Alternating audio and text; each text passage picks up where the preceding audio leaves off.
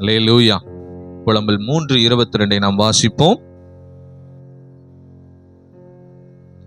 நாம் நிர்மூலமாகாதிருக்கிறது கர்த்தருடைய கிருபையே, அவருடைய இரக்கங்களுக்கு முடிவில்லை. ஒரு அல்லேலூயா சொல்லுவோம். நல்ல சத்தமா சொல்லுங்க. ஆமென். கர்த்தர் நல்லவர். இந்த மாசம் யார் இன்னும் வாக்குத்தத்தம் வாங்கலையோ வாங்கிக் கொள்ளுங்க. கரங்களை உயர்த்தி நீங்கள் வாக்குத்தத்தத்தை வாங்கிக் கொள்ளுங்க. ஆமென். நாம் நிர்மூலமாகாதிருக்கிறது கர்த்தருடைய கிருபையே, அவருடைய இரக்கங்களுக்கு முடிவு இல்லை. அப்ப என்ன இந்த வசனம் சொல்லுகிறது நமக்கு? இந்த வசனம் என்ன நமக்கு சொல்லுது? நாம் நிர்மூலமாகாது இருக்கிறது கர்த்தருடைய கிருபையா இருக்கிறது. வரலையே சொல்லுவோமா? எல்லாமே ஆண்டவருடைய கிருபை. அந்த கிருபை தான் இன்றைக்கு நாம் ஜீவனோடு இருக்கிறதற்கு காரணம். யாராவது சொல்ல முடியுமா, ஆண்டவரே உங்க கிருபை இல்லாம என்னால வாழ முடியும்னு யாராவது சொல்ல முடியுமா? ஒருத்தர் சொல்லுவீங்களா? சரி, நல்லா கவனிங்க. என்கிட்ட வேலை இருக்கு, ஆனா கிருபை இல்லை, வாழ்ந்துருவனா? வாழ முடியாது. சரி, பணம் காசு இருக்கு, கிருபை இல்லை, வாழ்ந்துருவனா? வாழ முடியாது.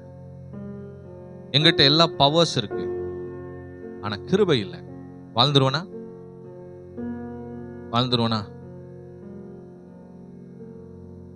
எங்கிட்ட எல்லாமே இருக்கு, ஆனா என்ன இல்ல? கிருபை இல்ல. அது பரவாயில்ல, இல்லைன்னா ஒன்றும் பிரச்சனை இல்லை. வாழ முடியுமா? என்னால வாழ முடியாது.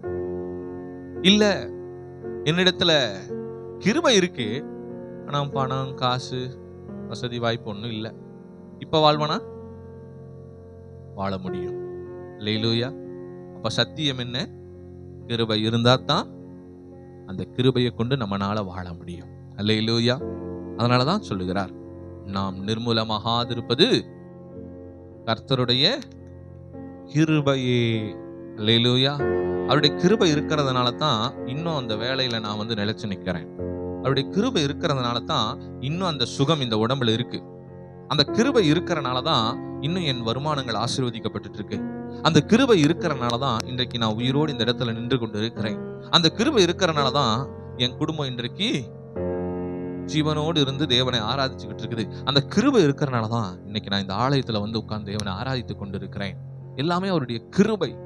அப்ப நாம் எதற்கு உண்மையுள்ளவர்களா இருக்க வேண்டும்? உலகத்துக்கா, ஆண்டவருக்கா? கிருபை எங்கிருந்து வருது? உலகத்துல இருந்தா, ஆண்டவர்கிட்ட இருந்தா? ஆண்டவர்கிட்ட இருந்தா. அப்ப நம்ம எதற்கு உண்மையா இருக்கணும்?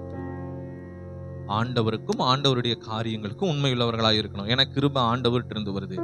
அப்போ நம்முடைய வாழ்க்கையில எல்லாமே ஆண்டவருடைய கிருபையில தான் ஓடிக்கிட்டு இருக்கு, நடந்து கொண்டு இருக்கிறது. அப்போ நாம் ஆண்டவருக்கும் ஆண்டவருடைய காரியங்களுக்கும் உண்மையுள்ளவர்களா இருக்க வேண்டும். அப்பதான் அந்த கிருபைக்கு நம்ம உண்மையான மரியாதை செலுத்துகிறோம். சொல்றோம்ல, எல்லாம் என் காசுல திங்கறான், ஆனா விசுவாசம் மட்டும் எங்க இருக்கு?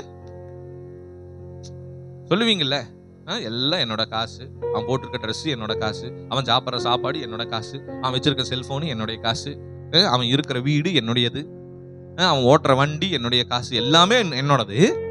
ஆனா யாருக்கு உண்மையா இல்ல? சொல்லுங்க. எனக்கு உண்மையா இல்ல. இது உலகத்தார் பேசுற பேச்ச நான் சொல்லிட்டு இருக்கேன். அல்லேலூயா. அதே போல நாம் நிற்பது, நிர்மூலமாகாமல் இருப்பது, நம்முடைய எல்லாமே ஆண்டவருடைய கிருபை. ஆனால் ஆண்டவருக்கு உண்மையா இருப்பதற்கு நாம் கற்றுக்கொள்ள வேண்டும். வரலையே சொல்லுவோமா? அதுதான் நம்மளை உயர்த்தும். நாம் எந்த அளவிற்கு ஆண்டவருக்கு நன்றி உள்ளவர்களா இருக்கிறோம் அதை கர்த்தர் பார்த்து கொண்டிருக்கிறார். அல்லேலூயா. நெகேமியா புஸ்தகம் 9ஆம் அதிகாரம் 31வது வசனத்தை ஒருவர் வாசிக்க கேட்போம். நெகேமியா புஸ்தகம் 9:31. ஒரு நிமிஷம். 9:31. ஆகிலும் உம்முடைய மிகுந்த இரக்கங்களின்படியே அவர்களை நிர்மூலமாக்காமலும் அவர்களை கைவிடாமலும் இருந்தீர். நீர் கிருபையும் இரக்கமும் உள்ள தேவன். ஒரு அல்லேலூயா சொல்லுவோமா? ஆண்டவர் நம்முடைய ஜனங்களுக்கு அவருடைய கிருபையும் இரக்கத்தையும் பாராட்டுகிறார். எப்படி பாருங்க, ஆகிலும். ஆகிலும்னா என்னது? அவங்க எவ்வளவுதான் தப்பு செஞ்சிருந்தாலும், அவர்கள் எவ்வளவு தவறுகள் செய்திருந்தாலும், அவங்க என்னதான் ஆண்டவருக்கு உண்மையா இல்லைனாலும், ஆகிலும் இருந்த போதிலும் உம்முடைய மிகுந்த இரக்கங்களின்படியே அவர்களை நிர்மூலமாக்காமலும் அவர்களை கைவிடாமலும் இருந்தீர். நீர் கிருபையும் இரக்கமும் உள்ள தேவன். வரலையா சொல்லுவோமா? இன்னைக்கு நம்ம செய்தியின் தலைப்பு கிருபையும் இரக்கமும் உள்ள தேவன் அவர். அல்லேலூயா. அவர் கிருபையும் இரக்கமும் உள்ள தேவன். ஆகிலும் இந்த வார்த்தைக்கு பின்னாடி நிறைய அர்த்தங்கள் இருக்கு. அதாவது they are not fit for the grace. அந்த கிருபைக்கும் இரக்கத்திற்கும் அவர்கள் தகுதியுள்ளவர்கள் இல்ல. அதான் ஆகிலும். அவர்கள் தகுதி இல்லாத போதிலும், ஆகிலும் நான் என்ன செய்தேன்? உம்முடைய மிகுந்த இரக்கங்களின்படியே அவர்களை நிர்மூலமாக்காமலும். அவங்க தகுதி இல்லைனாலும் நீங்க என்ன ஏசப்பா பண்ணுனீங்க? உம்முடைய மிகுந்த இரக்கங்களின்படி அவர்களை நிர்மூலமாக்காமலும் அவர்களை கைவிடாமலும் இருந்தீர். நீர் கிருபையும் இரக்கமும் உள்ள தேவன். அல்லேலூயா சொல்லுங்க. பாத்தீங்களா, ஆண்டவர் நம்மளை எவ்வளவு நேசிக்கிறார் பாத்தீங்களா? நீங்க அதற்கு நன்றி உள்ளவர்களா இருக்கணும். நம்ம என்ன தவறு செய்தாலும் அவருடைய மிகுந்த இரக்கங்களின்படி நமக்கு இறங்குகிற தேவனாய் இருக்கிறார். கொஞ்சம் புரிந்து கொள்ளுங்கள். ஆண்டவரை நாம் புரிந்து கொள்வது மிகவும் அவசியம். இந்த உலகத்துல யாரை புரிஞ்சுக்கிறோமோ இல்லையோ, ஆண்டவர் நம்ம என்னைக்கும் புரிஞ்சுக்கணும். ஆண்டவரை மட்டும் புரிந்து கொள்ளாமல் நாம் இந்த பூமியை விட்டு போயிட்டோம்னா நம்மளை விட பரிதபிக்கத்தக்கவர்கள் வேறு யாரும் இல்லை. Kindly understand god. ஏசப்பாவை நம்ம அண்டர்ஸ்டாண்ட் பண்ணணும். நம்ம எப்படி இருந்தாலும் அவர் நமக்கு இரக்கமுள்ளவராக தான் இருக்கிறார். அவருடைய கிருபையும் இரக்கத்தையும் என்றைக்கும் நமக்கு தரார். பாத்தீங்களா, நம்ம எப்ப தவறு செஞ்சாலும் என்ன செஞ்சாலும் சரி, அவர் நமக்கு இறங்கிக்கிட்டே தான் இருக்கிறார். முன்மாறியும் பின்மாறியும் பேய பண்ணுவேன் என்று சொல்லுகிறார். எல்லாவற்றையும் நமக்கு ஆசீர்வாதமா தான் கொடுக்கிறார். அவர் கிருபையும் இரக்கம் உள்ள தேவன். அல்லேலூயா. எரேமியா 30:11 வாசிப்போமா? எரேமியா 30ஆம் அதிகாரம் 11ஆம் வசனத்தை ஒருவர் வாசிப்போம். உன்னை ரட்சிப்பதற்காக நான் உன்னோடே இருக்கிறேன் என்று கர்த்தர் சொல்லுகிறார். உன்னை சிதறடித்த எல்லா ஜாதிகளையும் நான் நிர்மூலமாக்குவேன். உன்னையோ நான் நிர்மூலமாக்காமலும் முற்றிலும் தண்டியாமல் விடாமலும் மட்டாய் தண்டிப்பேன். வரலையோ சொல்லுவோமா? எனக்கு ரொம்ப பிடித்த ஒரு வசனம், இந்த மட்டாய் தண்டிப்பேன். மட்டாய்னா என்ன அர்த்தம்? மெதுவா, கம்மியா, லைட்டா, அப்புறம் ஒண்ணும் இல்ல. அதாவது தண்டிப்பேன், ஆனா உன்னை என்ன பண்ணுவேன்? அந்த கைக்குள்ளேயே வச்சிருப்பேன். எப்படி? ஒண்ணும் இல்ல. இந்த மாவு பிசையும் போது பார்த்திருக்கீங்களா? சப்பாத்தி மாவு எப்படி பிசைவாங்க? குண்டாக்குள்ளேயே தான் பிசைஞ்சுக்கிட்டு இருப்பாங்க. குண்டா விட்டு வெளியே போயிரும். அது என்ன அடி அடிச்சாலும் அதுக்குள்ளேயே மெயின்டைன் பண்ணிட்டு இருப்பாங்க. பூரிக்கு பிசைஞ்சாலும் சரி, சப்பாத்திக்கு பிசைஞ்சாலும் சரி. அது வெளியே விட்டு போயிடுச்சுன்னா என்ன அர்த்தம்? அது நமக்கு தேவையில்லைன்னு அர்த்தம். ஆனா கர்த்தர் என்ன சொல்றாரு? நீ எனக்கு தேவை, அதனாலதான் உள்ளுக்குள்ளேயே வச்சு மட்டா தண்டிக்கிறேன். அல்லேலூயா. ஹெவியான தண்டனைகளை கொடுக்கல, மட்டாய் மெதுவாய் கொஞ்சம் பார்த்து பக்குவமா தண்டிச்சிட்டு இருக்கிறார். அல்லேலூயா. ரொம்ப ஃபோர்ஸா போகல. இன்னும் ஃபோர்ஸா போனா என்ன ஆகும்? அவருடைய கோபத்துக்கு நம்மளால நிக்க முடியுமா? அப்பப்போ சின்ன சின்ன எச்சரிக்கைகளை, சின்ன சின்ன பலவீனங்களை, சின்ன சின்ன சோதனைகளை, ஒரு சின்ன சின்ன செலவுகள், சின்ன சின்ன வியாதிகள், சின்ன சின்ன சண்டைகள், சின்ன சின்ன காரியங்கள் எல்லாம் கொடுத்து கொடுத்து என்ன பண்றாரு? மட்டாய் தண்டிக்கிறார். அப்ப நம்ம என்ன பண்ணிடணும்? கம்மியா இருக்கும் போதே புரிஞ்சுக்கணும், அண்டர்ஸ்டாண்ட் பண்ணிக்கணும். புரியுதா? சின்ன சண்டை, சின்ன பிரச்சனை, சின்ன சோதனை, சின்ன அடி விழுகும் போதே என்ன பண்ணிடணும்? தெளிவாயிரணும். அல்லேலூயா. என்னுடைய தாயார் அடிக்கடி சொல்லுவாங்க, ஏதாவது ஒரு பலம், அது நான் இப்ப சொன்ன எல்லாருமே தப்பா நினைக்கிறாங்க. இப்ப நான் அதை சொன்ன எல்லாரும் தப்பா நினைக்கிறாங்க. தாயார் எனக்கு ஆனா சொன்னாங்க, நம்ம ஏதாவது ஒரு பலவீனமா என்ன செஞ்சேன்னு யோசிச்சு ஆண்டவர்கிட்ட போய் மன்னிப்பு கேட்டு ஒப்புரவாங்க.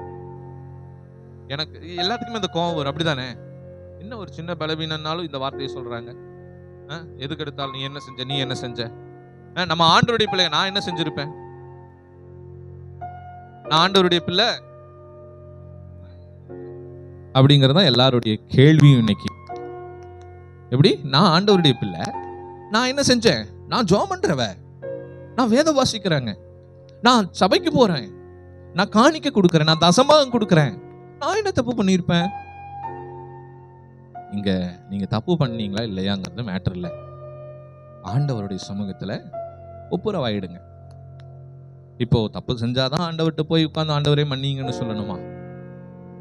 நம்ம ஆண்டவருடைய பிள்ளைகள். ஒருவேளை தெரிந்தும் செய்திருக்கலாம், தெரிஞ்ச அளவுக்கு ஒண்ணும் இல்லைங்கிட்ட.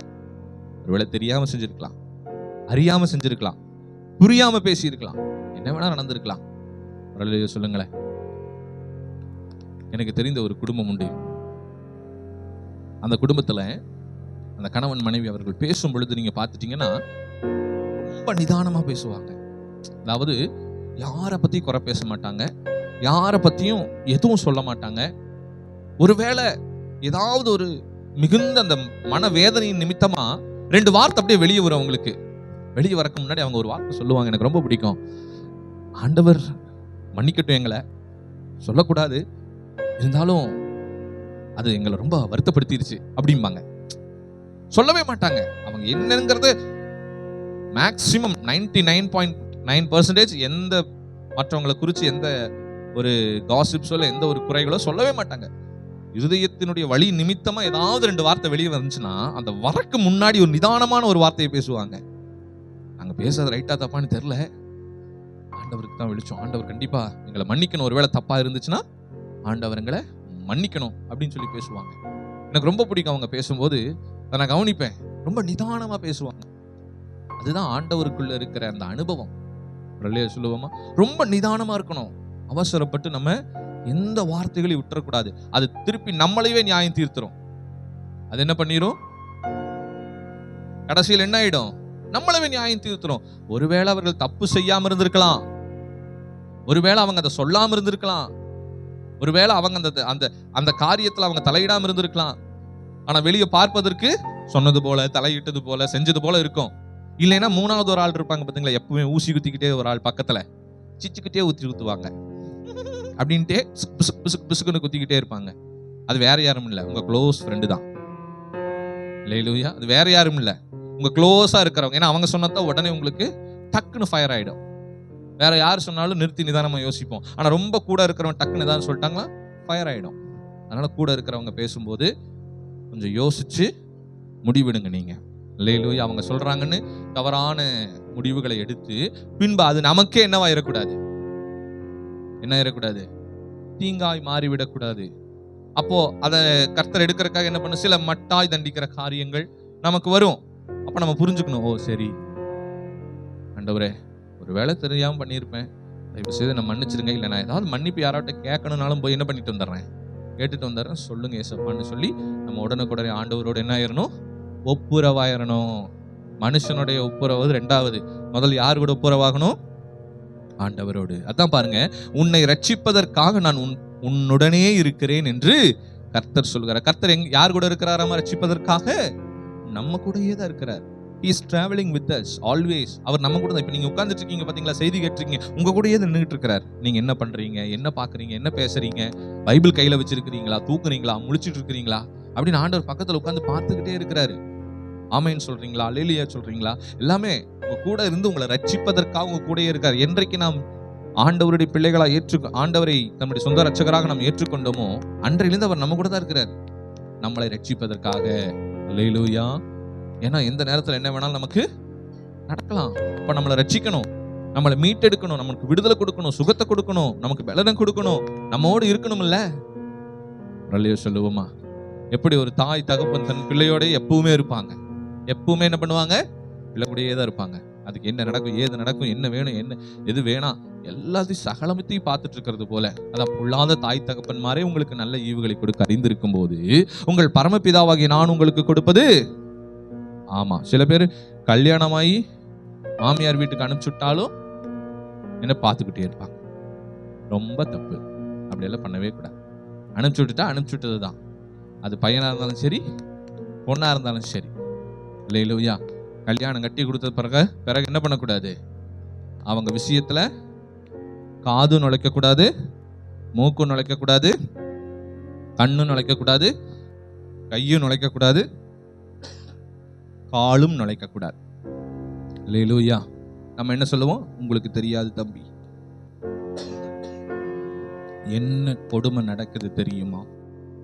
இப்ப நியூஸ்ல எல்லாம் எவ்வளவு கொடுமைகள் வருகிறது தெரியுமா? ஆமா, தேவ சித்தத்தை கேட்டா போய் பண்ணி வச்சீங்க, தேவ சித்தத்தை கேட்டா போய் பண்ணி வச்சீங்க. நியூஸ்ல இன்னைக்கு கெட்ட கெட்ட செய்தியெல்லாம் வருது. எத்தனை பேர் ஊழியக்காரங்க கேட்டு முடிவெடுத்தீங்க? எத்தனை பேர் தேவ சித்தத்தை கேட்டு முடிவெடுத்தீங்க? எத்தனை பேர் ஆண்டவருடைய தரிசனத்தோடு முடிவெடுத்தோம்?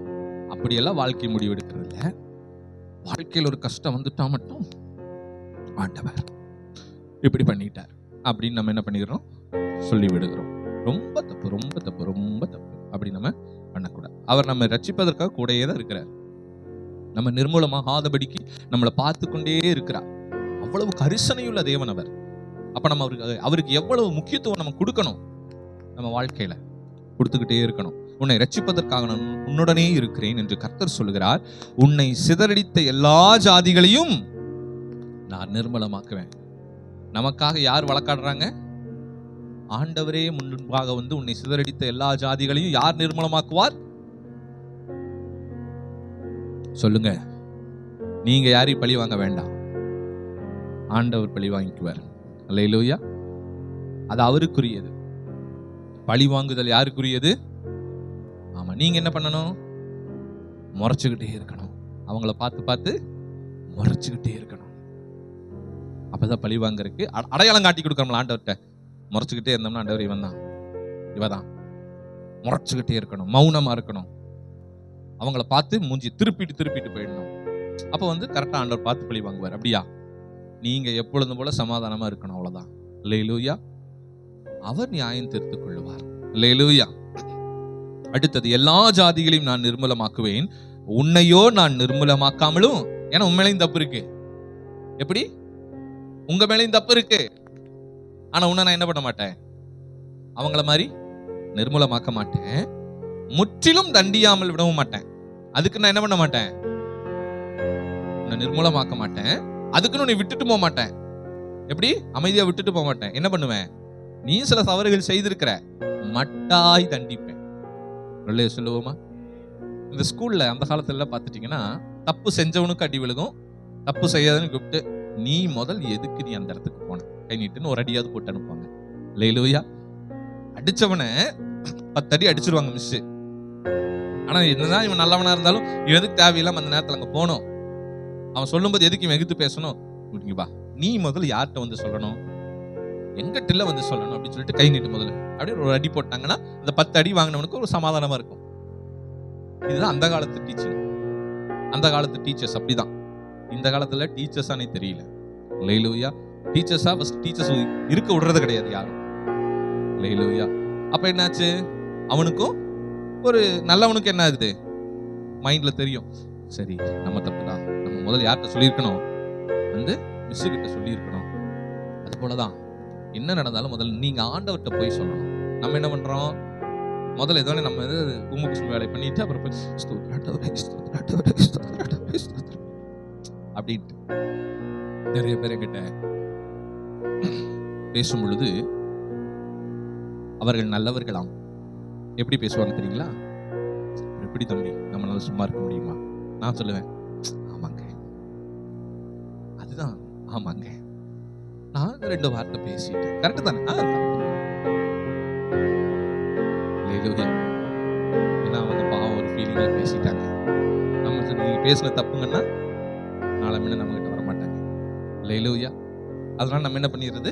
நியாயமா கேட்டிருந்தாங்கன்னா, தம்பி பண்ணது ரைட்டா தப்பா எனக்கு புரியல, நீ சொல்லு, நான் ஆண்டவர்கிட்ட போய் மன்னிப்பு கேட்டுக்கிறேன் அப்படின்னா, தப்புன்னா தப்புன்றவன், ரைட்னா ரைட்டுன்றவன். அல்லேலூயா. ஆனா அவர்கள் என்ன சொல்லுவாங்கன்னா, அவங்களே நியாயம் தீர்த்துக்குவாங்க. என்ன கரெக்ட் தான், நீங்க இல்ல நம்ம அந்த இடத்துல மௌனமா இருந்திருக்க கூடாதுல்ல, அந்த வார்த்தையை நம்ம பேசணும். ஏன்னா நம்ம பையன் நம்ம புள்ள அது இப்படி ஆகி போச்சு, நம்ம இப்ப சொல்லணும்ல அப்படிம்பாங்க. ஆமா கரெக்டா நீங்க சொல்லிட்டு வந்துட்டீங்களா? சரி கரெக்டா. என்ன பண்ண முடியும்? அல்லேலூயா. அல்லேலூயா. அதனால ஆண்டவர் நம்மை மட்டாய் தண்டிக்கிற சூழ்நிலைக்கு கூட நம்ம போயிடக்கூடாது. அல்லேலூயா. சரி, இப்போ வேதத்துல ஒரு சில பேருக்கு ஆண்டவருடைய கிருபை கிடைத்தது. நாம் நிர்மூலமாகாது இருக்கிறது கர்த்தருடைய கிருபை.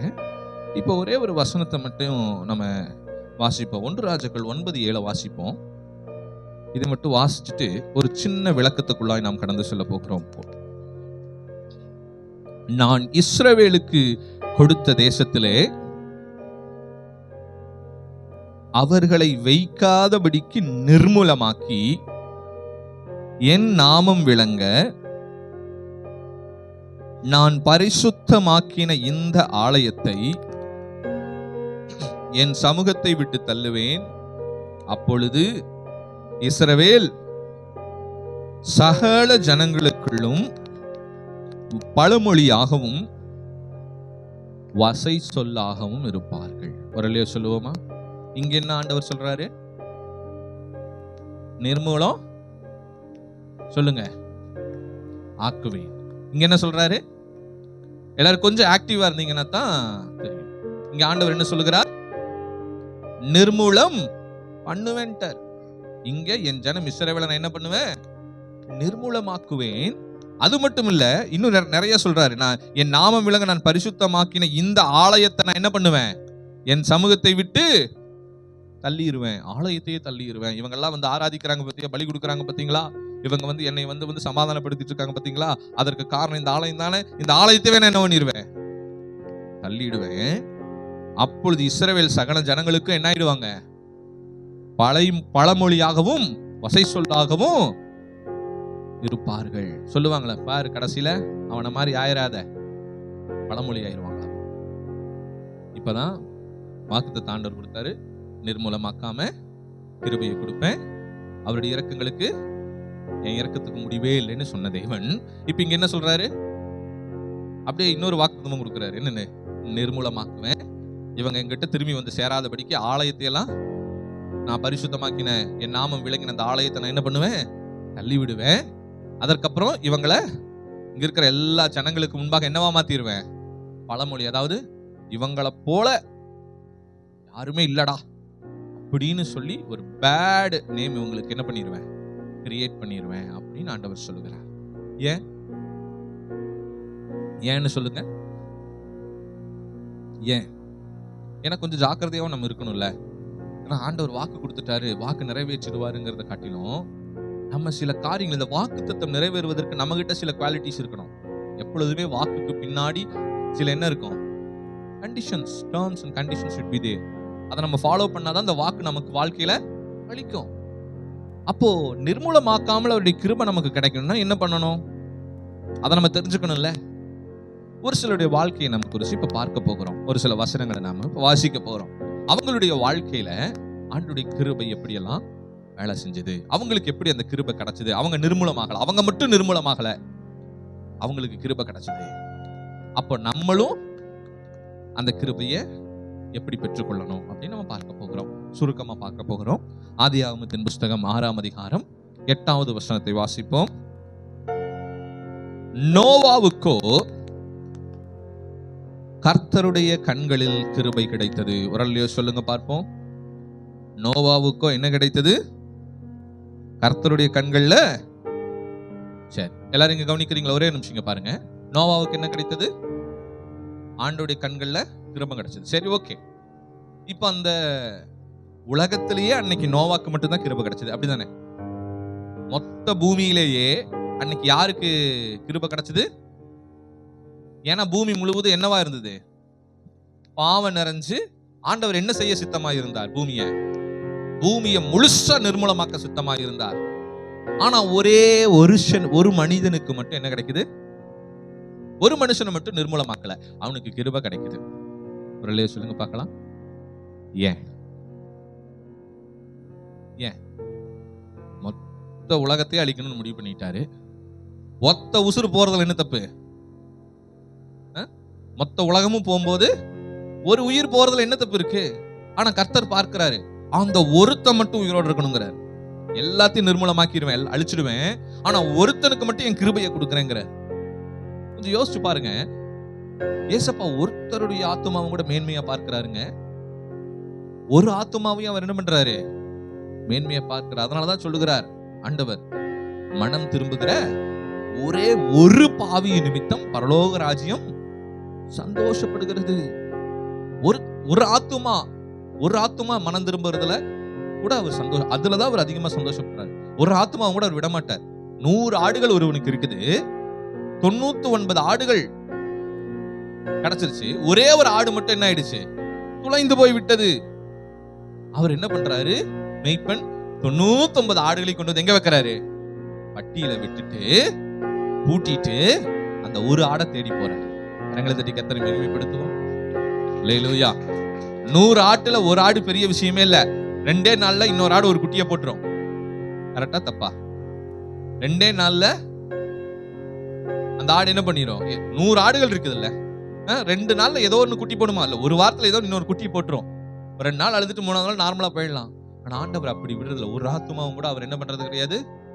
ஆமா, நல்ல ஆத்துமாக்களை வீணா விடுறதே கிடையாது. தேடி போறார் ஆண்டவர். தேடி போய் அந்த ஒரு ஆட்டுக்குட்டியை மீட் எடுத்துட்டு வந்து விருந்தே பண்றார், விருந்து கொடுக்கிறார், திரும்பி கிடைச்சிருச்சுன்னு சொல்லி. அல்லேலூயா. அப்ப கர்த்தர் பாத்தீங்களா எவ்வளவு மன துருக்கமுள்ள தேவன், இரக்கமுள்ள தேவன், கிருபையுள்ள தேவன். இப்ப புரியுதா உங்களுக்கு? மொத்த உலகத்தையும் நிர்மூலமாக்க சித்தமான தேவன் ஒரே ஒரு ஆத்துமா நோவாவை மட்டும் பார்க்கிறாரு. அவருடைய கண்கள்ல நோவாவுக்கு கிருபை கிடைக்குது. நான் என்ன கேட்கிறேன்னா, ஏன் கிடைக்குது? ஏன் அந்த ஒரு ஆத்துமாக்கு மட்டும் கிருபை கிடைக்குது? சபையில நம்ம இத்தனை பேர் இருக்கிறோம், எல்லாத்து மேலேயும் ஒரு உதாரணத்துக்கு சொல்றேன், ஆண்டவர் கோபம் வருதுன்னு வச்சுக்கலாம். ஆனா ஒருத்த மேல மட்டும் கோபப்படாம விட்டுட்டார். எல்லாத்துக்கும் குச்சியில அடி விழுகுது, ஒருத்தருக்கு மட்டும் அடி விழுகல. மத்தவங்களுக்கு எல்லாம் கோபமா இருக்கும், அது ஒரு விஷயம். ஏன் அந்த ஒருத்தருக்கு மட்டும் அடி விழுகல? ஏன்னா அடுத்த வசனத்தை வாசித்தானே தெரியும்.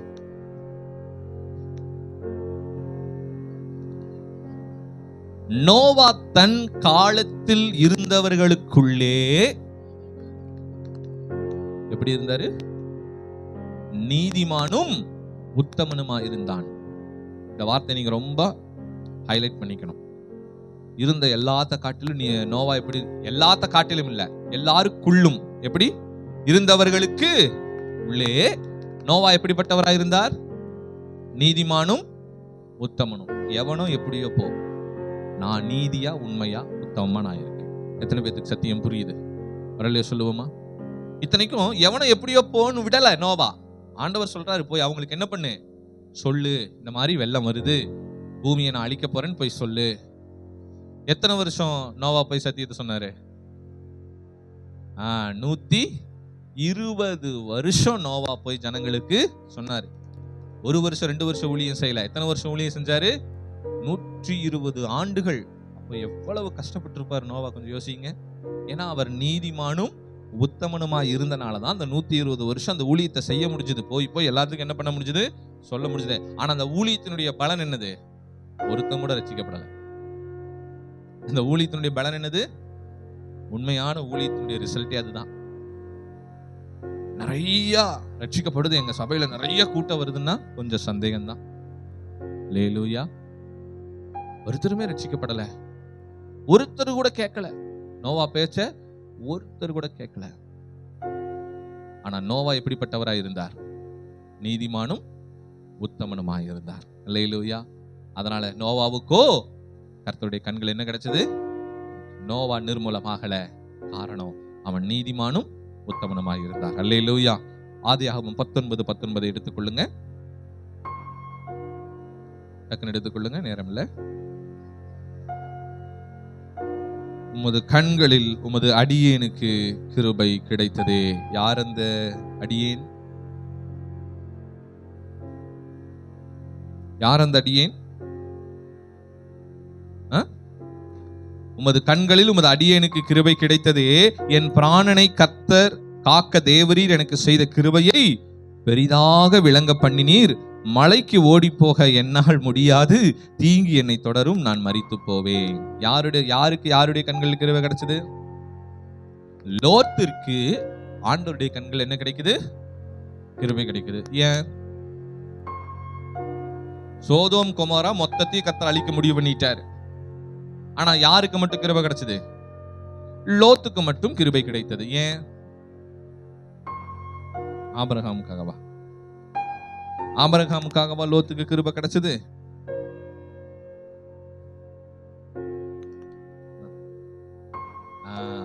சரி, இது ஓகே, ஏற்றுக்கொள்ளக்கூடிய ஒரு பதில். ஆபிரகாம் கூட லோத்து இருந்தனால ஆபிரகாம் மாதிரியே அவரும் ஒழுக்கமா நீதிமானாய் வாழ்ந்தார். சரி, ஓகே. 2 பேதுருவின் புஸ்தகம் 2:8 வாசிப்போம். 2 பேதுரு 2:8 டக்குன்னு வாசிங்க, நேரம் இல்ல. 2 பேதுரு 2:8.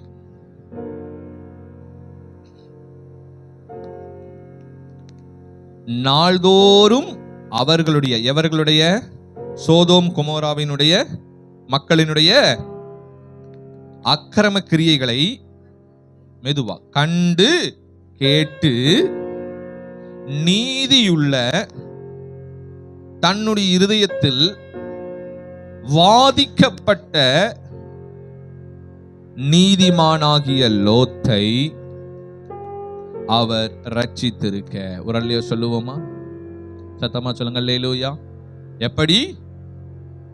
நாள்தோறும் சோதோம் குமாரா ஜனங்களுடைய அக்கிரம கிரியைகளை கண்டு கேட்டு நீதியுள்ள தன்னுடைய இருதயத்தில் வாதிக்கப்பட்ட நீதிமானாகிய லோத்தை அவர் ரட்சித்திருக்க. ஒரு அல்லையா சொல்லுவோமா? எப்படி? ஒவ்வொரு நாளும் அங்க நடக்கிற அக்கிரம கிரியைகளை பார்க்கிறதும் கேட்கிறதும், அத ஒவ்வொரு நாளும் பார்க்கறது கேட்கறதுமாவே இருக்குது லோத்துடைய வாழ்க்கையில. காலையில எந்திரிச்சான்னா அவன் கண்களுக்கு முன்னாடி நடக்கிறதெல்லாம் என்னவாதான் இருக்குது? அக்கிரமமா தான் இருக்குது. அவன் கேட்கிற விஷயமெல்லாம் எப்படி விஷயமா இருக்குது? அக்கிரம விஷயங்களா தான் இருக்குது. ஆண்டவருக்கே கோபம் வந்துருச்சு, இதை நான் அழிக்க போறேன்னு சொல்லி. ஆனா ஒரே ஒரு மனுஷனுக்கு மட்டும் அவர் கிருபையை கொடுக்கிறார். அல்லேலூயா. லோத்துக்கு மட்டும் கர்த்தர் கிருபையை கொடுக்கிறார். ஏன்? ஏன்னா அந்த அக்கிரம கிரியை ஒண்ணுமே யார் செய்யல? லோத்துவும் செய்யல, லோத்துவோட மனைவியும் செய்யல, லோத்துவனுடைய 2 பெண்களும் செய்யல. அவங்க எல்லாரும் லோத்துவுக்காக, லோத்துவை போல லோத்து சரியா தன் குடும்பத்தை நடத்திட்டார். அல்லேலூயா. அதனால அக்கிரமத்தை பார்க்கறான், கேட்கறான். தேசமே அக்கிரமத்துக்குள்ள அழிஞ்சு போய் கொண்டிருக்கிறது. ஆனால் ஒவ்வொரு நாளும் தன் இருதயத்துல குத்துண்டவனாய் நீதியில தரித்து நிற்கிறார் லோத்து. உரலைய சொல்லுவோமா? ஒவ்வொரு நாளும் தன் இருதயத்துல குத்துண்டவனா என்ன பண்றாரு? நீதியில தான் இருக்கிறாரு. நீதியை விட்டு இறங்கல. உரலைய சொல்லுவோமா? எவ்வளவு நல்ல மனுஷன் பாத்தீங்களா? எவ்வளவு நீதி பாத்தீங்களா? அதனால கர்த்தர் என்ன பண்ணார்? லோத்துவுக்கு கிருபையை கொடுத்தார். உரலைய சொல்லுவோமா? சோதோம் குமாரின் ஜனங்கள் எல்லாம் அக்னிக்கு இரையானாங்க, கந்தகத்துக்கு இரையானாங்க. ஆனா லோத்துடைய குடும்பமும் காப்பாற்றப்பட்டது. அல்லேலூயா. சத்தியத்தை தெளிவாய் புரிந்து கொள்ளணும். நாம் நிர்மூலமாகாது இருக்கிறது கர்த்தருடைய கிருபையே, அவருடைய இரக்கங்களுக்கு முடிவில்லை. ஏன் நம்ம நிர்மூலமாகாமல் இருக்கிறோம்? அதுக்கும் பின்னாடி ஒரு சில காரியங்கள் இருக்குது. நீதி வேணும், உண்மை வேணும். இன்னும் நிறைய காரியங்கள் இருக்குது. நேரத்துக்கு இல்லாதனால இதோட முடிக்கிறேன். என்ன வேணும்? நீதி வேணும், உத்தமம் வேணும். அடுத்தது உண்மைன்னு அடுத்தது இருக்குது. மோசேக்கு கர்த்தருடைய கண்களுக்கு கிருபை கிடைக்குது. மொத்த இஸ்ரவேலர்களும் கர்த்தர் யாரை தெரிந்தெடுக்கிறாரு? மோசேவை தெரிந்தெடுக்கிறார்.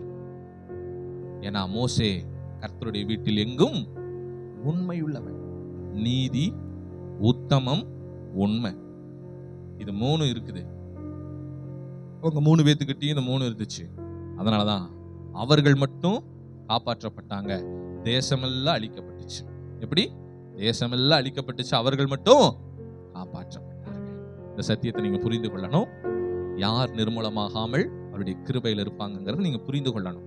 அதனால தயவு செய்து கர்த்தர் சில நம்முடைய மீறுதல்களின் நிமித்தம் அப்பப்போ மட்டாய் தண்டிக்கும் போதே, சின்ன சின்ன கஷ்டத்தை கொடுக்கும் போதே, சின்ன சின்ன உபத்திரவம் பிரச்சனைகள் வரும்போதே என்ன பண்ணிக்கங்க? சொல்லுங்க. சின்ன தப்பு பண்ணும் போதே திருத்திக்கங்க. அல்லேலூயா. பெரிய கஷ்டத்துக்குள்ள போனதுக்கு அப்புறம் நம்ம என்ன பண்ணிடக்கூடாது? மாட்டிக்க கூடாது. சின்ன சின்ன காரியங்கள் மட்டாய் தண்டிக்கப்படும் பொழுதே ஜபத்த ஆரம்பிச்சிருங்க, ஆலயத்துக்கு வரத ஆரம்பிச்சிருங்க, வேத வசனத்தை படிக்கிறத ஆரம்பிச்சிருங்க, உபவாசம் போட ஆரம்பிச்சிருங்க, காத்திருக்க ஆரம்பிச்சிருங்க, தேவனுக்காக ஊழியம் செய்ய ஆரம்பிச்சிருங்க, தேவனுக்காக கொடுக்க ஆரம்பிச்சிருங்க.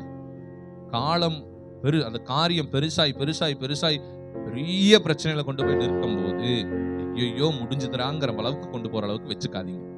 அல்லேலூயா. மட்டாய் தண்டிக்கப்படும் பொழுதே நாம் மாறிவிடுவோம். நீதியாய், உத்தமமாய், உண்மையாய் மாறி தேவ கிருபைக்குள்ள நம்ம போயிடலாம். கர்த்தர் நம்மை ஆசீர்வதிப்பார். அல்லேலூயா. இந்த மாதம் கர்த்தர் நமக்கு வாக்கு பண்ணினபடியே நாம் நிர்மூலமாகாது இருக்கிறது கர்த்தருடைய கிருபையே. அவருடைய இரக்கங்களுக்கு முடிவில்லை. கவலைப்படாதீங்க, அவருடைய கிருபையும் இரக்கமும் உங்களோடு இருக்கிறது. சோ கர்த்தர் கண்டிப்பா உங்களை நிர்மூலமாக்காமல் அவருடைய கிருபையினாலும் இரக்கத்தினாலும் சூழ பாளையம் இறங்கி உங்களை பாதுகாத்து இந்த மாதம் மட்டுமல்ல வாழ்நாள் முழுவதும் உங்களை வழிநடத்த அவர் வல்லவராய் இருக்கிறார். நம்மள நிலைமை நிற்போம். ஹல்லேலூயா. ஸ்தோத்திரம் ஆண்டவரே.